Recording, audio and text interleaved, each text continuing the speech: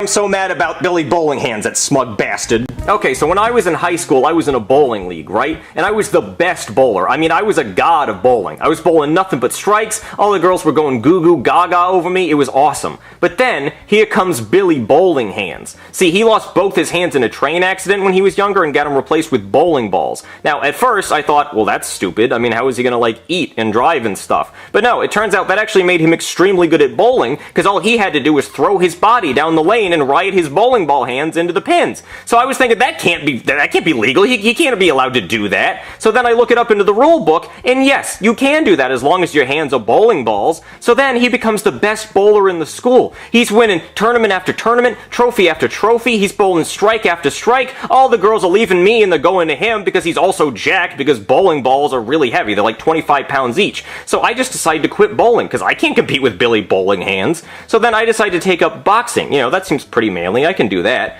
But then, he starts boxing too, and after one round, he punches all my teeth out with his bowling ball hands. That's why I don't have teeth anymore. And I'm like, that can't be allowed. He has bowling balls for hands. His hands don't even fit inside the gloves. So I quit that, and then I start doing everything else. And everything I join, he joins too. All the things you'd think you wouldn't be able to do with bowling ball hands, he did. Like Billy Bowling volleyball hands, and Billy Bowling basketball hands, and Billy Bowling badminton hands, and Billy Bowling Future Farmers of America hands. Everything. Everything I joined, he joined and did it better with his bowling ball hands. So then I decided to join the swim team, and then he joined the swim team, and I challenged him to a swimming competition. And he drowned because his big bowling ball hands weighed him down to the bottom of the pool and nobody could get him out. So I'm thinking, great, I'm finally rid of Billy Bowling Hands. He's dead. But no, they decided to name the entire school after him. Billy Bowling Hands Memorial High School. And they even named the bowling alley after him. Billy Bowling Hands Memorial Bowling Alley Bar and Grill. And then all the girls around the school were crying because Billy Bowling Hands was dead, and they were mad at me because they thought I was the reason he died. And I'm like, it's not my fault, it's him and his stupid bowling hands. But bowling ball hands, you get it. But ever since then, I swore that I would never bowl again, until today. And boy, was that a mistake, because I lost everything.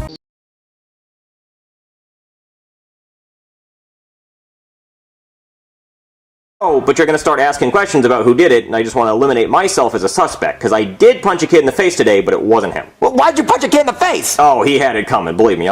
Out of nowhere, this kid runs up, and he shoves me, and he yells, "Tag, you're it!" And I'm like, what the hell? What is this, some kind of game? So I start chasing him around, and I'm putting on the burners, right, because this kid is fast. And he's running around, he's giggling, he yells, "You're never gonna catch me!" And I'm like, oh, when I catch you, I'm gonna beat your ass. So then, we're running around all over the park, and then he trips, and he falls in a sandbox. And I'm like, oh, I got you now, you little bastard. And then, he kicks sand in my face. And I'm like, oh, you're not gonna kick sand at me. So I punch him in the face, and I'm like, "Tag, you're it!" And then he starts crying, and then his mom runs over, and she's like, "You just punched my son in the face." And I'm like, "Yeah, I did. What are you gonna do about it?" So I throw her on the ground, and I start arresting her, and then all these people run up with their phones out, and they start taking videos of me, and I'm like, that's not good. So I start throwing haymakers. I start punching everybody there who has a phone, and then I take all their phones so there's no evidence of what I did, and I run away. So yeah, that's why I punched that kid today. Well, that reminds me of when I was looking for eggs in an Easter egg hunting competition. And I lost because of Byron Easter Egg Britches. Who's Byron Easter Egg Britches? You've never heard of Byron Easter Egg Britches, the 10-time Easter egg hunting champion? No, we're kids. Well, I'll tell you guys the story. So I was in 5th grade, and the town was having a big Easter egg hunting competition. So I showed up with my basket and my glasses on so I could see all the eggs, and I was pretty sure I was gonna win. So they fired a gun in the air to start the competition, and I started looking for eggs. And I was grabbing any egg I saw. I found eggs in bushes, and nooks, and crannies. I had so many eggs my basket was overflowing with eggs, and I knew I was gonna win. And then, here comes Byron Easter Egg Britches. See, the rule was, you were supposed to put the eggs in your basket, but Byron, he was stuffing the Easter eggs into his britches, and his britches were so big, he had a ton of eggs in there. He must have had thousands of eggs in his britches. So I chuckled to myself, and I said, that fool, he's gonna be disqualified for putting eggs in his britches instead of the basket. So then we go to count up all our eggs, and I got 37 eggs. And I'm feeling pretty good about that, because that's a lot of eggs. And then they count up how many eggs Byron has, and Byron got 2,624 eggs in his britches. And then they declare him him the winner. And I say, no, no, no, that's bullshit, because the rule was we were supposed to put the eggs in our basket, not our britches. And then the mayor said, kid, calm down. It's just an Easter egg hunting competition. It's not that big of a deal. And then I said, no, fuck that, and fuck you, because those were the rules, and where are we without rules? So then my mom washed my mouth out with soap for cursing at the mayor, and Byron won the competition, and they congratulated him for being so smart for putting the eggs in his britches, and the mayor gave him a medal for collecting the most eggs ever. So for the next 10 years, Byron would win every Easter egg hunting competition by putting eggs in his britches. And I even tried to put eggs in my britches, but my britches were never big enough to collect enough eggs, and people said I was a copycat for putting eggs in my britches. So now, every year on Easter, Byron calls me up to brag about how many eggs he has in his britches. Who is this? Oh great, it's Byron. Here, I'll put it on speakerphone so you guys can hear him. What do you want, Byron? Guten Tag, Brooklyn. Guess how many Easter eggs I'm going to have in my britches this year? 4,000! Ha ha ha ha ha! How? You know what? I don't care. Screw you and your britches. God, I hate that guy. Oh, he's German. Oh.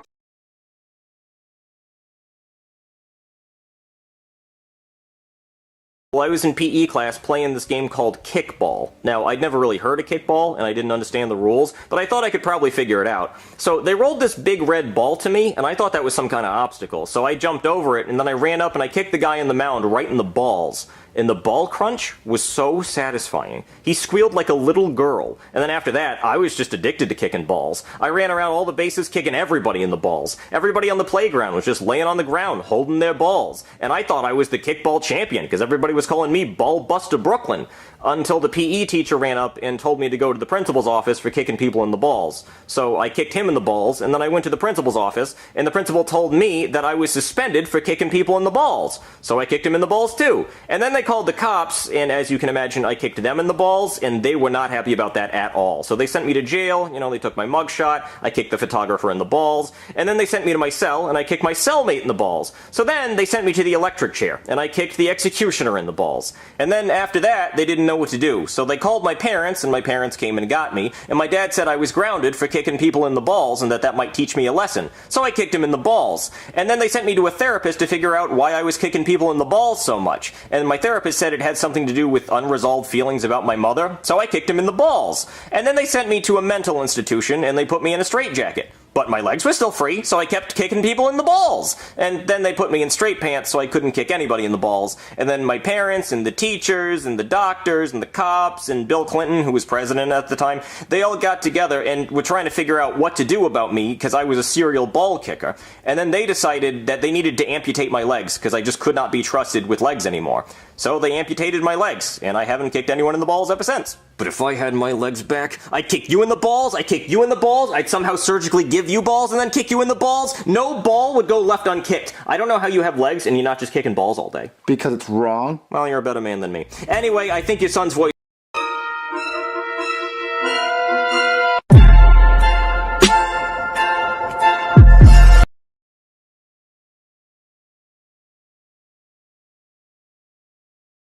So this one time I was buying Cheez-Its from a vending machine, right? So I walk up to the machine, I put my $1 bill in, and I push B2, because that's the button for Cheez-Its. And I love Cheez-Its. And I'm thinking it's going to be a good day, I'm going to enjoy this bag of Cheez-Its. And then the machine starts moving. It starts making noise. This is going to be amazing, right? And then the machine, it's pushing those Cheez-Its toward me, and I'm like, yes, come to Papa. Come to Papa. And right as it's about to drop, it gets stuck. Wait, it gets stuck? It gets stuck. The Cheez-Its get stuck right between the glass and the shelf. And they're not dropping, they're not moving, and my mouth goes, because I just can't believe this. So I start pounding on the machine. And I start shaking the machine. And then I remember, if the machine falls on you, you can die. So it'll crush you. Yeah, it will. So I stop shaking the machine. And then I go and I ask my buddy Joe for some money, right? And I've already asked him for money tons of times. And he says, Guy, I can't give you any more money. You already owe me like $300. I say, Joe, it's just a bag of Cheez-Its. You know what I'm talking about, right? Just a bag of Cheez-Its. It's like $1, right? Yeah, exactly. It's just $1. So he says, fine. And he gives me $1 in quarters. Okay? And I'm thinking, yes, this is perfect. I needed exactly $1. I'm going to go back to that machine. So I walk up to the machine. And I put each of those quarters into the machine. And I'm thinking, this is going to be amazing. And then, much to my surprise, the coins just drop. And they fall right into the change return slot. I'm thinking, what's going on? And then I notice the machine is broken. It doesn't even have an out of order sign on it. The change is just dropping right down. It's not even accepting coins. No, it's just accepting bills. That's right. So I don't have any more bills, and I can't ask Joe for any more money. It's not going to work. So I'm ready to give up, right? Now I'm just walking away. And then all of a sudden, I see behind me, this kid comes up to the machine, and then he puts his dollar in, and he gets 2 bags of Cheez-Its. What, he hit B2? He hit B2, and he gets 2 bags of Cheez-Its. His bag of Cheez-Its and my bag of Cheez-Its that I paid for. Well, what'd the kid do? I walk back over to the kid, right? And I say, hey, kid, that's my bag of Cheez-Its. And he says, no, it's not. I paid for this. And I said, I don't think you understand. You see, you paid for your bag of Cheez-Its, and you got my bag of Cheez-Its free because I already put my money in and it didn't give it to me. And he's not buying it. He doesn't care, right? And he's saying, you're just a grumpy old man. Go away.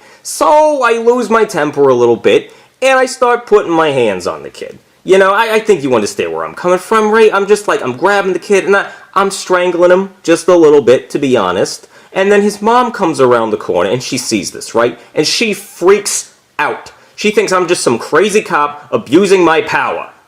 So then I have to explain to this woman, listen, you stupid punk kid stole my bag of Cheez-Its. Well, it's not his. They were yours. Exactly. And I'm trying to tell her that, but she's not buying it. She's just thinking I'm crazy, and she's not listening to anything I'm saying, right? So she decides to call my boss. What, your boss? My boss. And so she's talking, she's like, one of your officers here is harassing my son and trying to steal Cheez-Its from him. And so I snatch the phone away from her, and I say, Chief, you know me. You know how much I love my Cheez-Its. Please tell this crazy bitch and her kid that I'm just trying to get my Cheez-Its. And he says, Guy, just leave it alone. Guy, just forget it. And I say, no. I say, no, Chief, I can't forget it. It's not even about the goddamn Cheez-Its anymore. It's about the principle of the matter. It's about the fact that this kid owes me something and he's not giving it to me. And he says, Guy, just leave right now or you're fired. So I hang up on him. And then I start to smell just a little whiff of weed on the mom, just a little bit.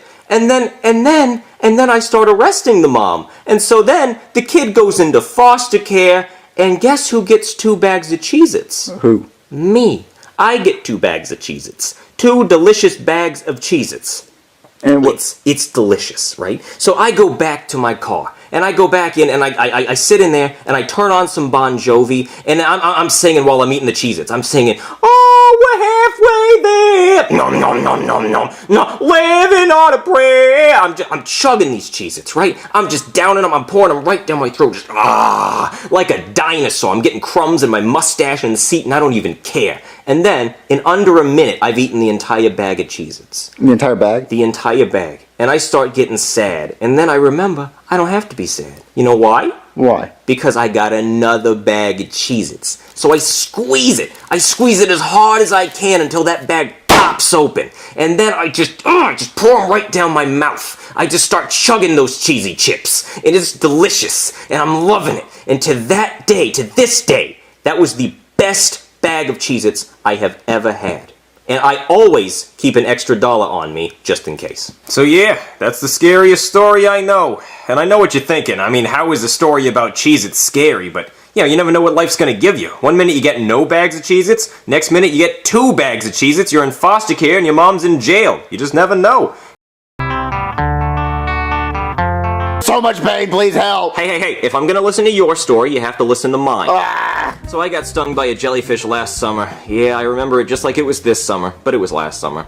I was at the beach with my wife Karen, she was sunbathing, and all the lifeguards thought she was a beached whale, so they wanted to blow her up, because that's what they do to beached whales. And I was like, no, that's not a beached whale, that's just my wife. And I was making this sandcastle, and oh, it was the coolest sandcastle ever, you should have seen it. And then out of nowhere, this huge wave comes and just wipes out my sandcastle. So I'm like, bitch-ass ocean? So I run into the water and I start throwing haymakers, trying to teach that ocean a lesson. But then the problem is I can't really swim too good, and I get caught in a rip current, so I get sucked out to sea, and the lifeguard sees me, but he can't swim either. I mean, what a terrible lifeguard. What kind of lifeguard can't swim? So I'm just out there drowning, and I think I'm gonna die, so I'm looking for any way I can to save myself. And then I see this jellyfish. So I'm thinking, oh, I can just grab onto this jellyfish and ride him to shore. So I grab onto the jellyfish's tentacles, and he starts stinging the shit shit out of my hands. So I'm like, bitch-ass jellyfish, and I start throwing haymakers. And every time I hit the jellyfish, he's just stinging me more and more. And I'm in so much pain, I'm getting stung by a jellyfish, and I'm still drowning. I'm like 5 feet underwater by this point. And then I see a scuba diver, and he sees me, and he puts his oxygen mask on me so I can breathe, and he takes me back to shore, and I thank him. And as I'm walking up the beach, I step on a seashell, and I'm like, bitch-ass seashell, so I start throwing haymakers. And then every time I hit the sand, it's just hurting my hands more and more, and I'm realizing it's because that jellyfish stung me. So then I go back into the ocean to find that bitch-ass jellyfish. And then I go out there, and the jellyfish pulls up in a box Chevy with all his buddies, and they start kicking my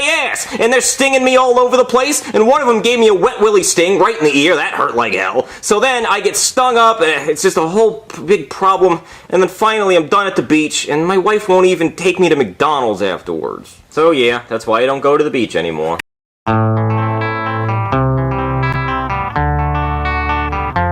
So this one time I was an ant, and we were collecting food for the colony because we were afraid of these grasshoppers, and we were giving them our food so they didn't eat us. So we were collecting all the food on this big leaf, and I had like this contraption on my back, and I accidentally dropped it and it knocked over a rock, and then all the food went over this cliff. And then the grasshoppers got there, and boy were they mad, because they were like, where's our food? And we were like, well, we had it, but it's gone now. So then they gave us another day to get their food, and then they got eaten by a bird. And hold on, no, this didn't happen to me.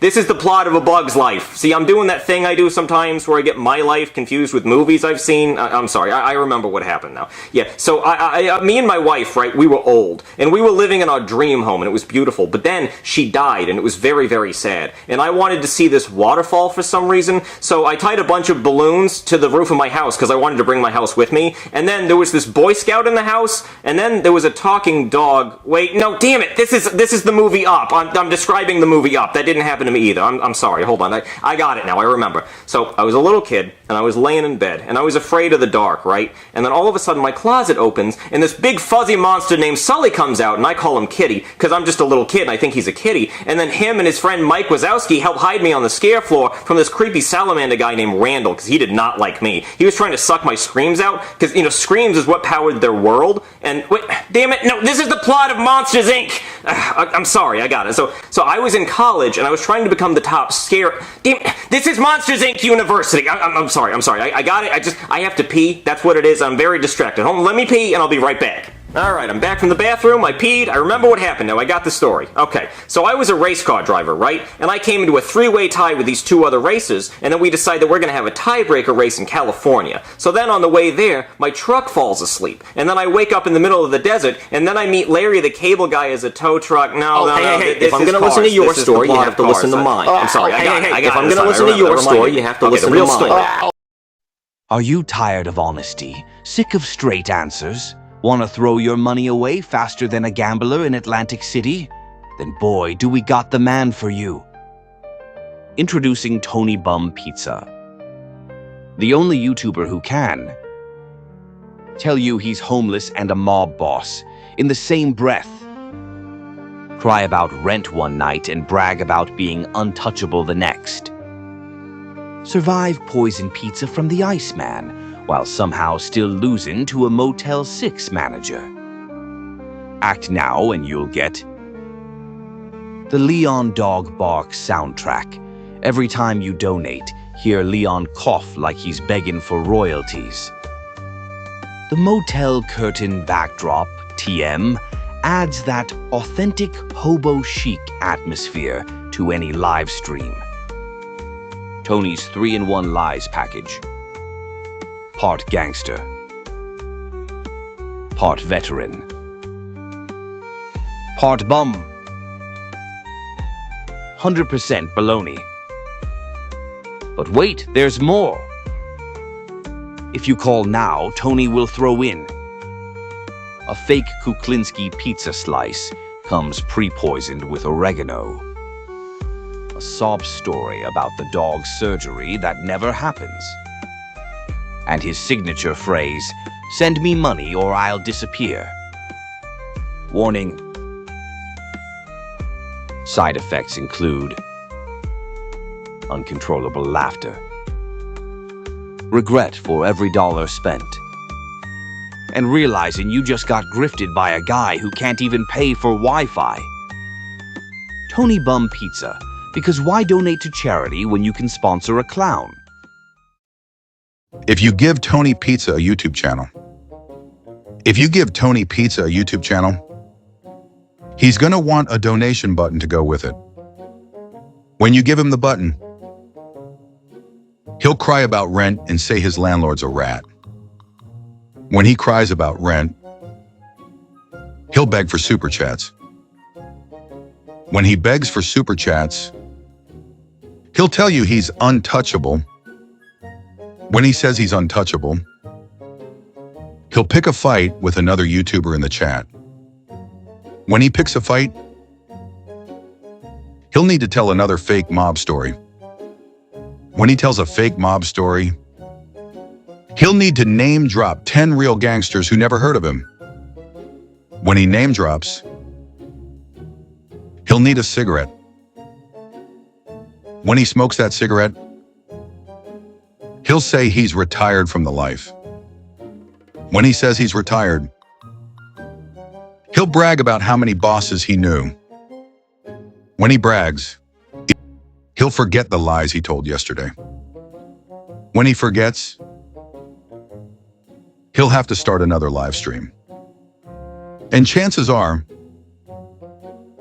if he starts another live stream, he's going to want another donation button to go with it. Moral of the story: if you give a bum a platform, he's going to keep begging, lying, and running his mouth till the cows come home. Don't feed the grifters. Feed yourself some laughs instead.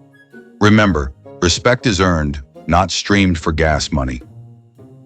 And if you want to see the real wise guys of YouTube, not these fake clown shows, subscribe to Bambi Palermo and the Pizzaverse. We tell the stories, we roast the bums, we keep it old school and funny. No grifting, just truth and entertainment. Where the bum things are.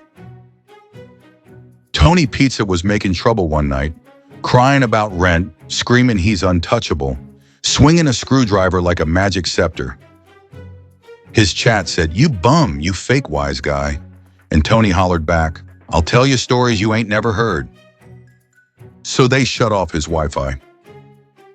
That very night, a live stream grew in his room like weeds in a sidewalk crack, and it grew till it stretched across all of YouTube. And Tony sailed away in his broken-down Buick with no insurance, no registration, to the land where the bum things are. And when he arrived, the bum things made him their king, on account of he could lie better than all of them. But being king of bums wasn't enough. He wanted donations, he wanted subs, he wanted respect. So he hit that donation button again and again, but the bum things got wise. They said respect ain't streamed for gas money. So Tony lost his crown, lost his chat, and sailed back to his car seat. And when he got home, his donation button was still there, but empty. Moral of the story: if you crown a bum, don't be surprised when you end up with nothing but grift.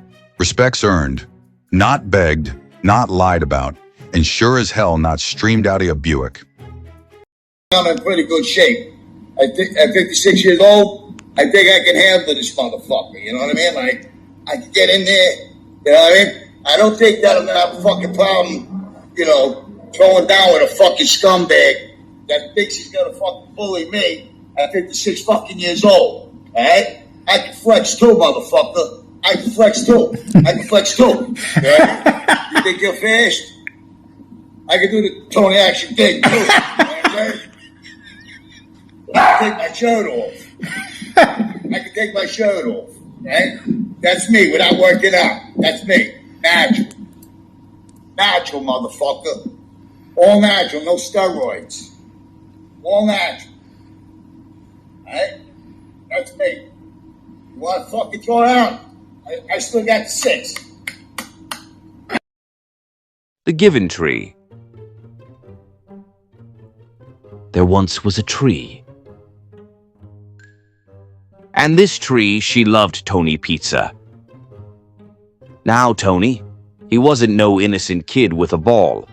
Nah, he's a 40-something greaseball hanging around the park in a Batman t-shirt cappuccino stains down the front, claiming he's connected. Every day, Tony comes up to the tree. Yo, tree, give me something. You know I'm made, right? I'm with the guys. The tree says, Tony, you ain't with nobody, but fine, take my apples. So Tony sells the apples on YouTube, saying he shook down some fruit vendor in Little Italy. He pockets $5, tells his viewers it was a big score. The tree smiles anyway, 'cause she loves Tony Pizza. Years go by. Tony waddles back. Yo, tree, I need something bigger. My enemies are jealous. They're saying I'm a fake wise guy. Give me your branches. I'm building a clubhouse so I can live stream from it. The tree sighs. Tony, you don't got enemies. You got a chat full of trolls who roast you daily. But here, take the branches. Tony duct tapes the branches into something that collapses in the rain, calls it My Social Club, streams to 7 viewers, 5 of which are his haters. The tree, she still loves Tony Pizza. More years go by. Tony slumps back. He's tired, broke, still talking about when I ran with the Gambinos. Tree, I need a house. Give me your trunk. I'll carve it into a cabin. Tell everyone I'm hiding out upstate from the feds. The tree says, Tony, the feds don't know you exist, but fine, take my trunk. He hacks it apart, never finishes the cabin, ends up sitting on milk crates telling fairy tales about Gotti inviting him to dinner. The tree, now just a stump, still loves Tony Pizza. Finally, Tony comes back, old, wheezing, out of breath from walking 20 feet. Tree, I got nothing left. I can't hustle, can't scam, can't even run my mouth no more. What do you got for me? The tree, nothing but a stump now, says, Tony, I ain't got apples, branches, or a trunk, but you can sit on me. At least I'll hold your weight. Tony sits. The stump cracks in half. The end. And that, my friends, is Pizzaverse Gospel. Moral of the story. Even the most given tree in the world can't make a fake wise guy into something real. You can't build an empire on lies, Cupcake. But you can build something real with truth, loyalty, and family. That's what we do here in the Pizzaverse. We don't sell fairy tales, we live them. We roast the clowns, tell the stories, and keep the legacy alive. So if you want to hear the real stories, no fake mob bedtime tales, hit that subscribe button, smash the like, and join Bambi and the Pizzaverse. Because over here, we don't miss. Good night, Grift. Good night, Grift. Good night, Grift. In the YouTube room, there was a bum with no zoom, and a Maltese cross necklace, he bragged, gave him juice. And there were 3 donation buttons, all in a row, begging for cash with nothing to show. Good night, fake mob tales. Good night, PayPal trails. Good night, lies about the street. Good night, subs that hit delete. Good night, car seat. Good night, gas receipt. Good night, bodega coffee cup. Good night, dog named Leon made up. Good night, grift. Good night, scam. Good night, bum, and his YouTube sham. Moral: don't waste your good nights on grifters. Save them for real ones who earn it. Hello, friends. It's me, Giacomo, 1-star Amato A of Giacomo on the YouTube. Only bones that got made was Joe Massino's bone up the ass when I bent over and grabbed the ankles. Buy my books, please. I am begging. Hello, friends. My name is Giacomo at Giacomo A on YouTube. I made moves on the streets of New York because the X-Lax worked quickly. I made lots of sandwiches too.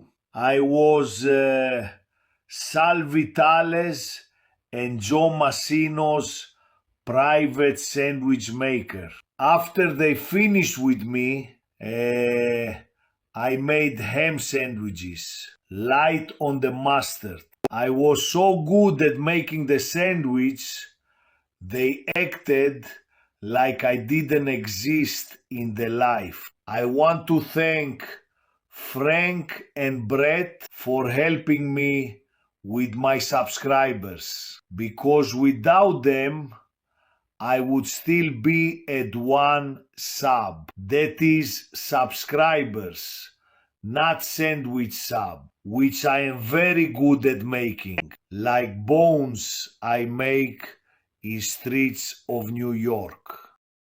So, anyway.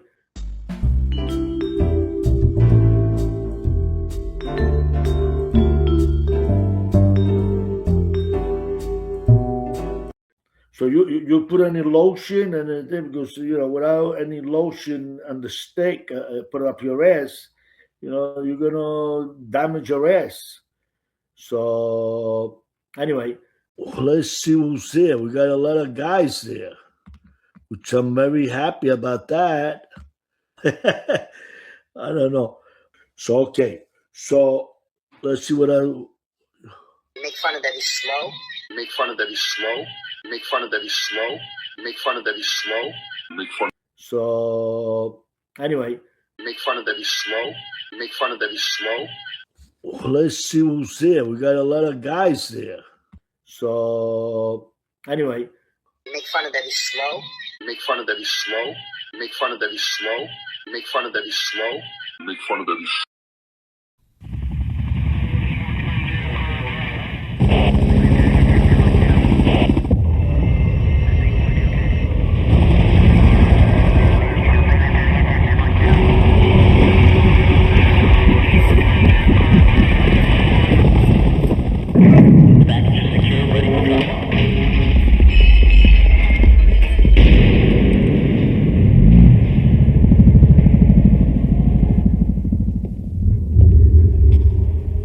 This thing on? Was it recording? BCI report was negative.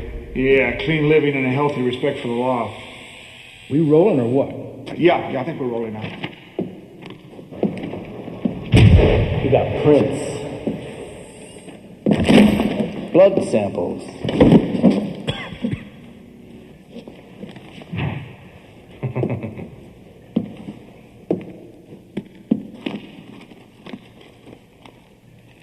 Smoke? I quit. How long? A while back. Yeah. They'll really kill you, huh?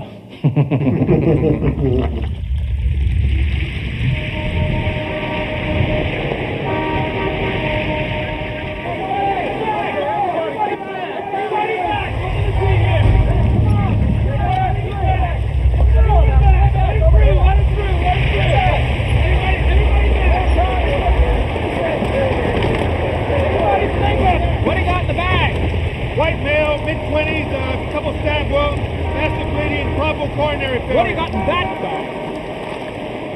You got a decaf? We gotta see this.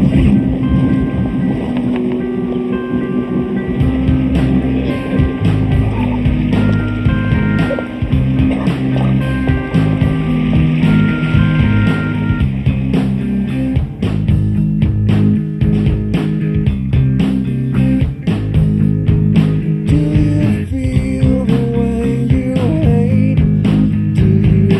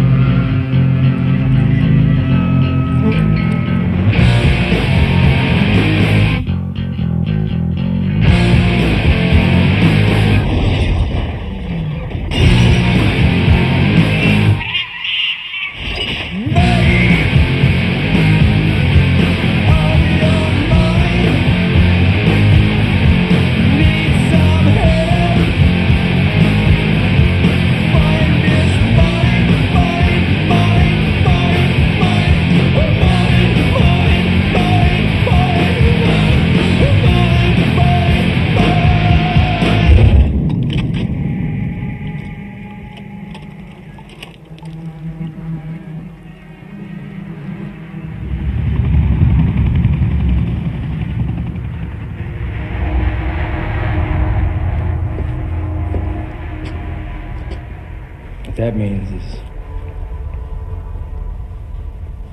there's a place worse than jail for you, my man.